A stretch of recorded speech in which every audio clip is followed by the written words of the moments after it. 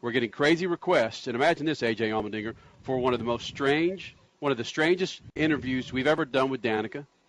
We do strange interviews with you. I think every interview's strange. Yeah. And that's that's 500K today, too. Well, that's right. Yeah. It's a 1 mile racetrack, 312 laps, 500K. For you mathematicians out there. I was going to say, A.J. Allmendinger, quite the mathematician. Very nice. A.J. The articulate A.J. Allmendinger. Right. That's what happens when you put the white polo on. Hugo Boss. Starched polo. It is. It looks very pressed. Yeah. So, yeah, Freak Nation, 2 hours from the infield, Phoenix International Raceway, as we get set for the Cup race on Extra Sports 910. You'll hear that. The official station for Phoenix International Raceway, Extra Sports 910. You'll hear the Cup race right here. But let's kick it off with NASCAR Sprint Cup pilot, again, a good friend of the Freak Nation, and it has been probably the last 6 or 7 years when we're in this RV in the infield. We kick it off with this guy with many colors. But this color is going to be, well, okay, white. You're going to be wearing white a long time. We're talking about A.J. Allmendinger joining us here in the Speed Freaks pits, and he's favored. He's a 35-1 favorite, according to Bovada.lv. Sounds like you should put some money on me then. Kenny does put money on you, actually. Man, you broke. Yeah, that was impressive after Daytona. I lost my ass on you there, brother. No wonder you're in this RV, man. Anyway. But you like Phoenix. What's going on with the Danica interview? By the way, during the red flag last week, she called me a pervert. Ooh. Say that again? Isn't that a compliment, though? That's what I thought. And I wanted to go with the definition on pervert, first of all. I don't think that was me. So Danica Patrick called A.J. Allmendinger a pervert. So, because we're standing there in the big screen, she was kind of half turned. Right. And I was like, hey, why don't you turn a little bit more so we can get the full view of the butt? And she found that not cool. Anyway, so we're going to start the interview off like that, and then we're going to get serious here. So she really did not. I mean, she's a tiny girl. There's no way anything in even the vein of butt could be big with her. Yeah. So I didn't say the butt was big. I just said we should get a view of the butt. And she just didn't like it. She didn't like it. She called me a pervert. I was like, she's known me for at least 10 years now. Right. So you guys have go-karted together. Yeah, so. I'm sorry. Is there a rift there between A.J. Allmendinger and Danica Patrick back in the open wheel days? No. You didn't provide some sexist remark back in? I'm sure I did, but, I mean, whatever. So anyway.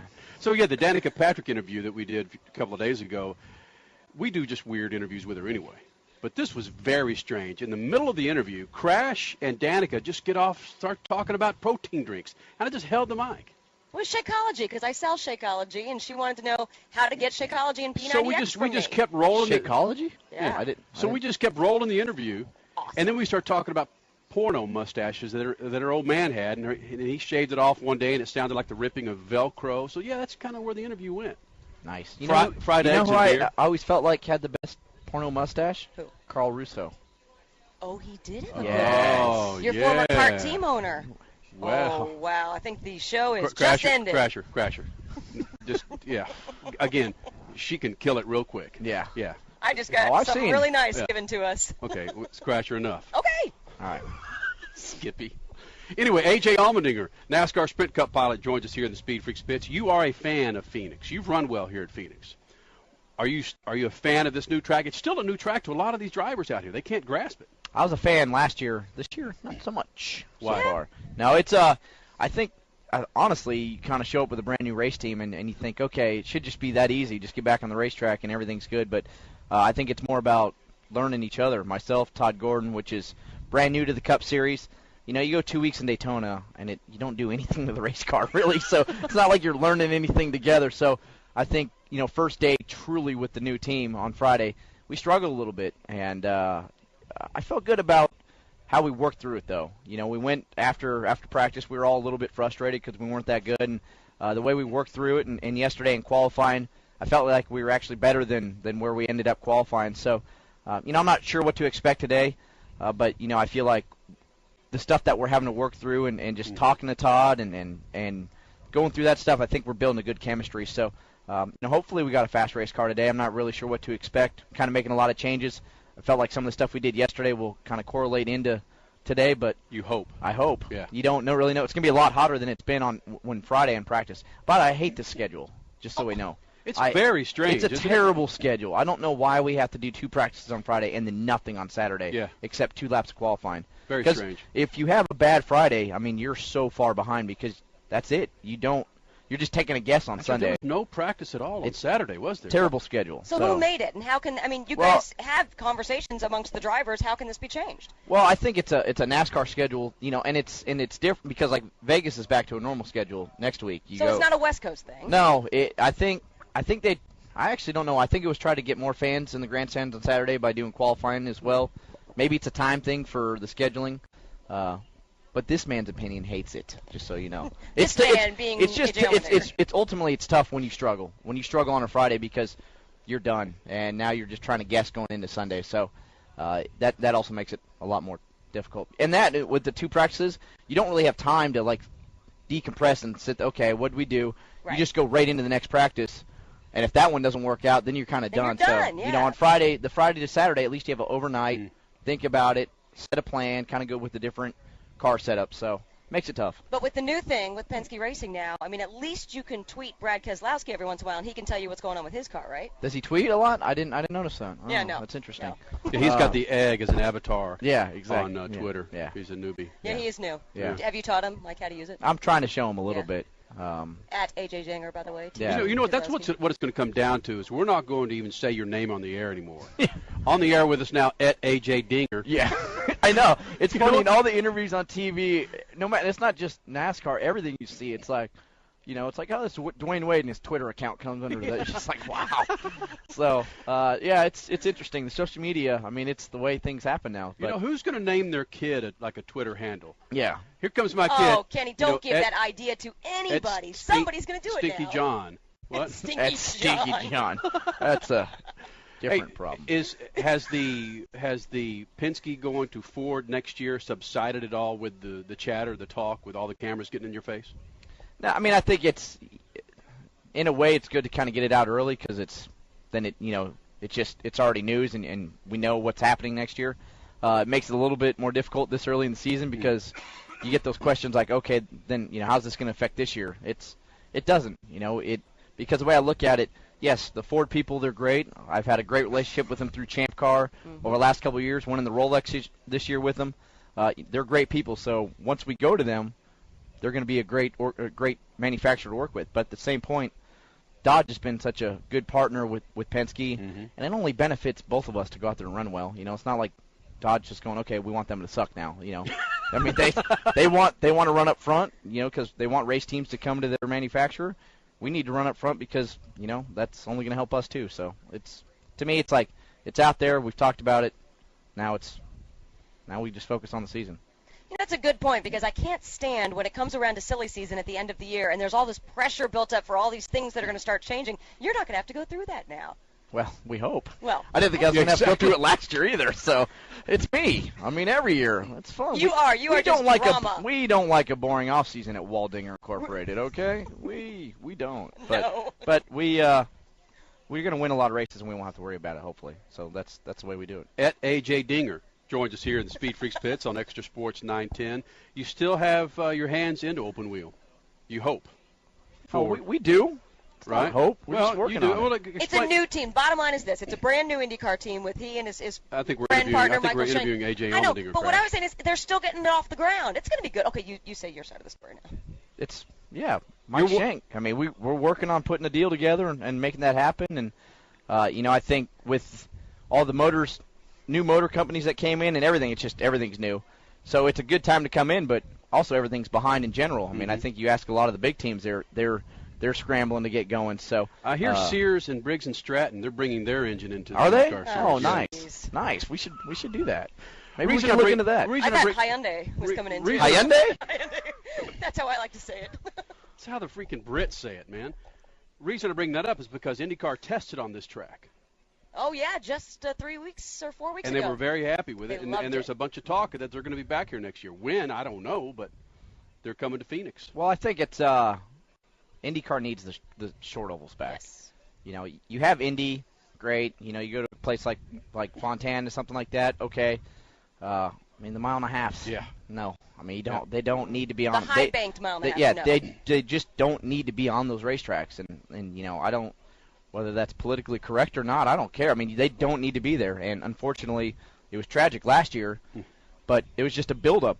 There were so many opportunities that happened that kind of got brushed under because nobody got seriously injured. I mean, there was injuries, but to bring back the old school, the Phoenix. When they were at New Hampshire last year, crowd wasn't that big, but I still thought that was cool. Those are the types of racetracks. That was pretty good. I was cool to watch them race at. Milwaukee. And then you go to Milwaukee, maybe a race at Fontana and Indy. There's that's fine for your ovals. Then you put your road street courses on there, and it's good. Can you beat Rubens Barrichello? Now that he is an IndyCar driver. I don't have to worry about it. Doesn't matter. But don't you want to go just one race and run against that cat? Sure. Former Formula One pilot, now an IndyCar. I've told Roger, if he wants to offer up a car at any time, I'm not going to be dumb and say no. So if he wants to offer it up at Indy, sweet. I'm not going to say no. But I don't have to worry about it. That's really kind of Roger's decision. I know, isn't that kind of cool? I kind of have to focus more on this whole Cup thing. Got to get this figured out. Once I got this down, then we'll do everything. Okay, see, that's the thing. You with the Petty team last year, your momentum was going. You were figuring it out. This was the new AJ Allmendinger, and then all of a sudden, gone. Start with a new team. Granted, it's a great team, but when I left Homestead, I thought, okay, things are good. We got Greg Irwin. We're running well. Finished 15th in points. Really came on strong right at the end of the year. But it's the way this racing world works out, unfortunately, especially nowadays with the sponsorship and stuff like that. But hey, I'm not going to complain about it. To be where I'm at now, I mean, it's the captain. It's driving for Roger Penske. That was the ultimate. That was the dream to drive for him. So for me to be part of the Penske organization, I mean, just like Shell Pennzoil, like I can't even begin to describe their activation. It's crazy. Like I see my face everywhere now, and it's kind of weird. Commercials I do, and they're a fun sponsor because they're so enthusiastic into it. Same thing with AAA. So the sponsors we have, being with a great organization, I'm not going to complain about what happened. Are you doing stuff with Elio Castroneves? Because he's the Shell guy over on the IndyCar side of Penske. I might have. He was teaching me some moves with Dancing with the Stars. So Tars over here dancing. He was teaching you moves. Where and how? Why? We went and did some like the media training and learning about Shell Pennzoil, and Haley was trying to upstage me, but he's found his match now. He can't handle this. Stand up right now, dance. Yeah. No, man, we are going to give play-by-play of your dancing. Crash, that only happens at night. You know this. You and me have done that before the night. That was with a bedpost. So. Yeah. Whoa! Wow.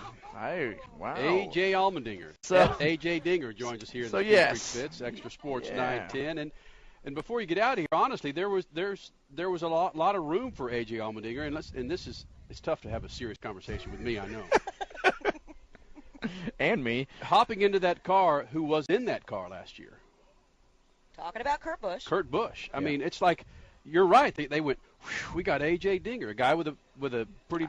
I'm not sure they did that because, there was the off. You're not sure? Well, listen, like the off the track stuff. Yeah, we all know about that. There's no secret. I mean, it was in the media. It was live on TV. Right.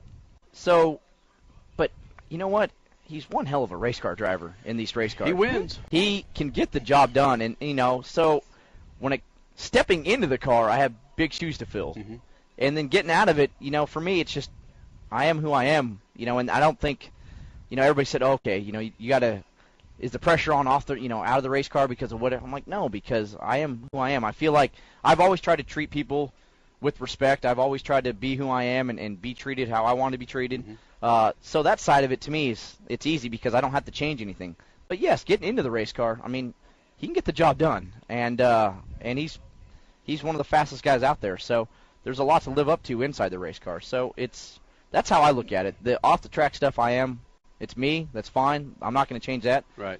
In the race car, we got to go out there and win. But this is a business that has changed, and it isn't all about winning anymore. And you're somebody who can deliver that other 50% so much better than half the garage in there, which is something that's important. Half? Whoa. Way more than half is what I'm saying. I would say 100% of the garage. I mean, let's be honest. You think you can sell product better than Kenny? Hold on. Dale. You think you can sell product better than Kenny Wallace, Mr. Sponsifier? Yeah.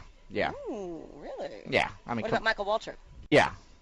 AJ Allmendinger, better sponsor pimp than Michael Waltrip. Because I mean, there's certain degrees of going over the top and having to act a certain way. That's a good point. I am just me, you know, comma, charming, comma, cute, funny. What? Tara, what else we got? Cuddly. Cuddly. That's another one. Yeah, it's true, and a little bit Dick Trickle-ish too. You do have some of that in there. Yeah, that. I mean, The only dude that lit up a freaking stogie in a race car. I don't light up a stogie. I can promise that. Never done that a day You in my see, that's life. been going around Twitter because of the whole red flag you guys had in Daytona, and they say, well, what did Dick Trickle do back in the day during a red flag? Yeah. He did. He lit up. He lit up a heater. I don't. Anything that Dick Trickle did, I'm okay with. You know, I mean, Wouldn't that be when the you got the greatest? sweetest name. Oh man. So yeah. But All right. anyway, what were we talking about? I don't know. We yeah, gotta go to break. Here's the deal. What? Here's the deal. Selling the sponsorship Mhm. off the racetrack, I can do that. I Right. like to do both, like win a lot of races and sell sponsorship, and then be me off the racetrack. So there we go. We're gonna finish that like that. Do you have a nickname for him yet in that yellow fire suit? People called me Big Bird right away, but I was like, You let's be big? honest, I'm not very big. I said, so I'm more like Tweety Bird. There it is. AJ Allmendinger's new Lemon Twitter account Pledge. is at Tweety Bird. I don't know, I like Somebody's Lemon going to sign Pledge. it up right now. Yeah. I like Lemon Pledge, Lemon man. Pledge. Wow. That means he smells good, too. Freak Nation, he's a In a 35-1 favorite to win this race, man. If you're going to lay down a nickel or two, I'm not advocating it. That might be the guy. I'm not advocating it. No, not at all. AJ, Yeah. as always, thanks for coming in, man. Thank you, guys.